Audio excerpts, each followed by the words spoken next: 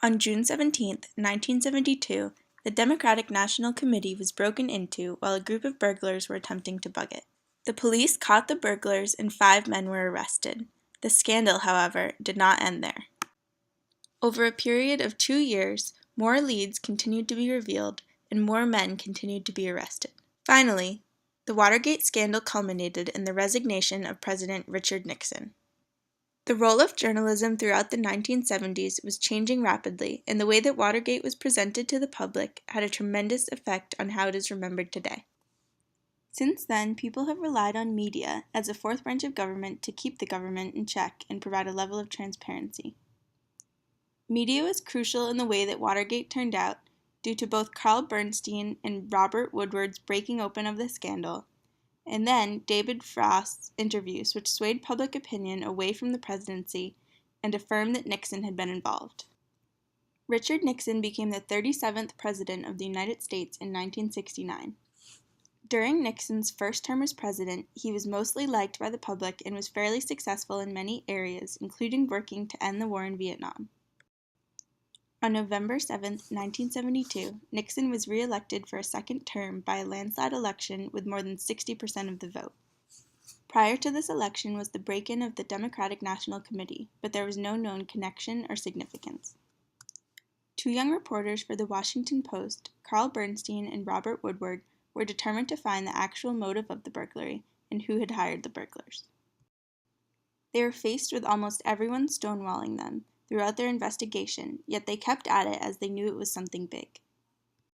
Through their anonymous main source, Deep Throat, they began to follow the money involved in the burglary. A $25,000 check that was meant to go to the Committee for the Re-election of the President ended up in the bank of one of the Watergate burglars.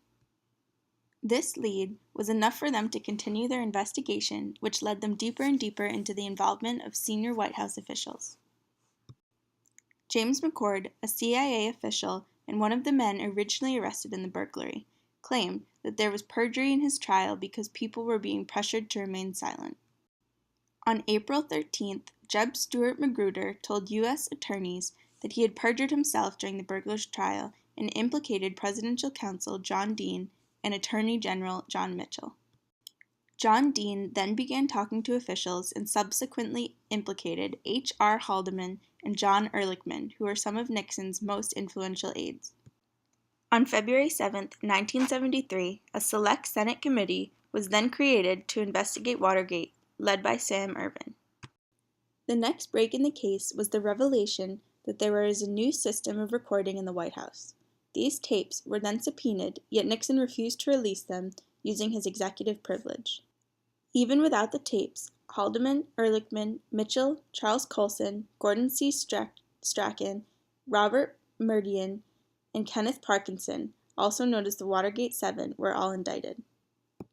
Nixon was also cited as a co-conspirator that was not indicted in the case. The case of Nixon claiming executive privilege over the tapes went to the Supreme Court, which ruled unanimously that the privilege was void and ordered him to release the tapes. There was one tape in particular that was a smoking gun that revealed Nixon's knowledge of the cover-up that was released on August 5, 1974. It's too early to say, but it would appear that given a very difficult situation and no cooperation from justice, either FBI or Clintons, that our guys have done, and these 2 lawyers at the committees have done a superb job of keeping this thing.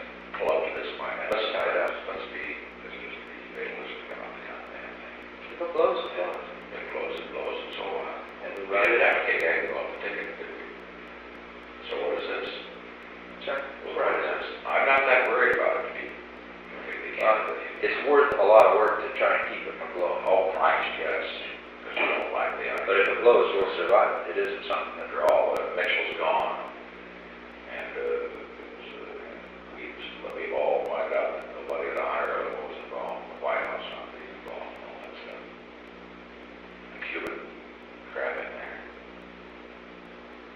The Cubans going to plead not guilty. Are they going to? I don't know. But everybody's satisfied. They're all out of jail. They've all been taken care of. And they're all, they've done a lot of discreet checking to be sure there's no discontent in the ranks, and there isn't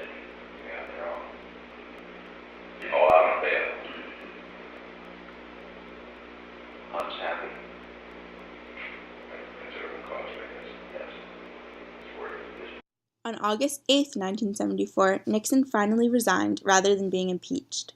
Woodward and Bernstein uncovered a system of political dirty tricks and crimes that eventually led to indictments of 40 White House and administrative officials, and ultimately led to the resignation of President Richard Nixon.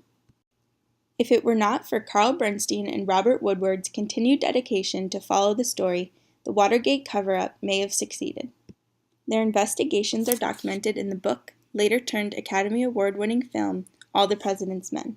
The movie begins with a typewriter and punches between every word, as if the government is taking a punch with each of Bernstein and Woodward's words. It then goes on to show how the two young and mostly unproven reporters had been given the case. For a while, they are wholly unsuccessful in finding anything or anyone to speak to them. Instead of discouraging them, it drove them farther to find the truth. The movie focuses solely on the two characters' pursuit of the story and does not develop a character further than that.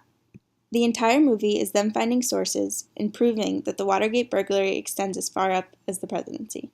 By doing this, it shifts the focus from all of the government and Nixon's denial and lies to the ability of the media to expose the truth. It shows how important freedom of the press really is in keeping the government in check and gives the people something to rely on.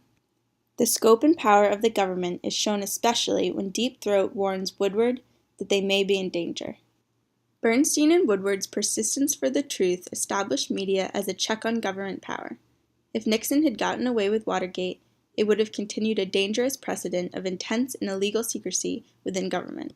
Professor of Political Science at Drake University, Dennis Goldford said, "Watergate led to a romanticism of investigative reporting."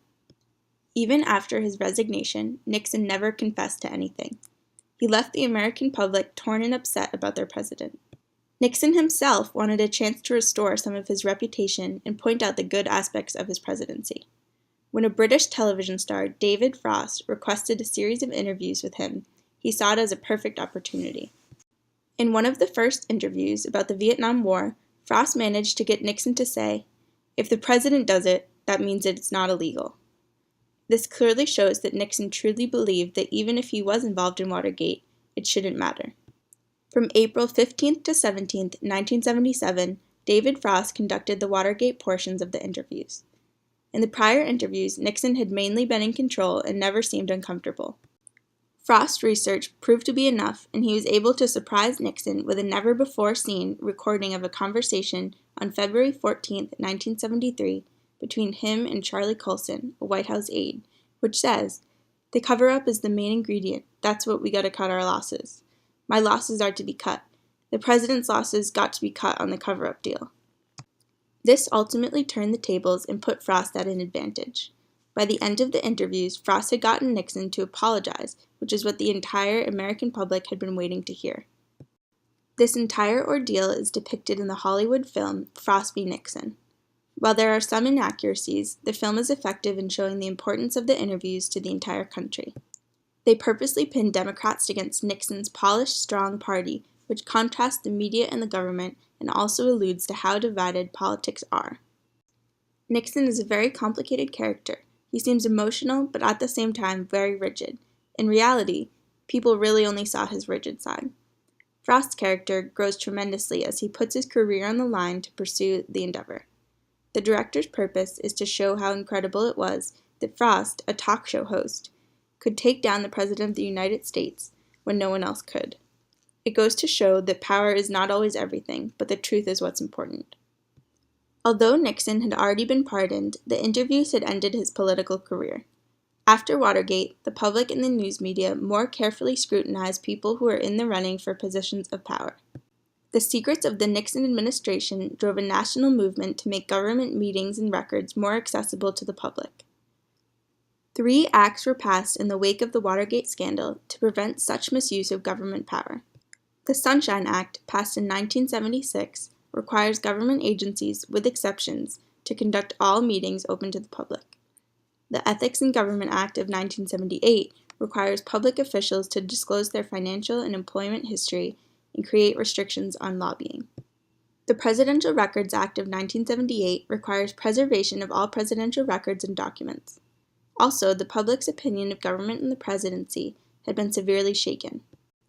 In a Gallup poll conducted on May 4, 1973, 50% of people had believed that Nixon was involved in the cover-up, and 21% of people agreed that this had reduced their confidence in government a great deal. When Nixon took the presidency, there was a 60% trust in the government, and when he left, it was below 40%. Watergate was a monumental event in United States history, and the repercussions are still felt today. It played a major role in turning public opinion away from the presidency and government, especially in an era where people's trust was already shaken. Since then, the media has become even more watchful of government. Journalist Robert Woodward and Carl Bernstein's Drive for the Story uncovered a national conspiracy that otherwise may have gone unexposed.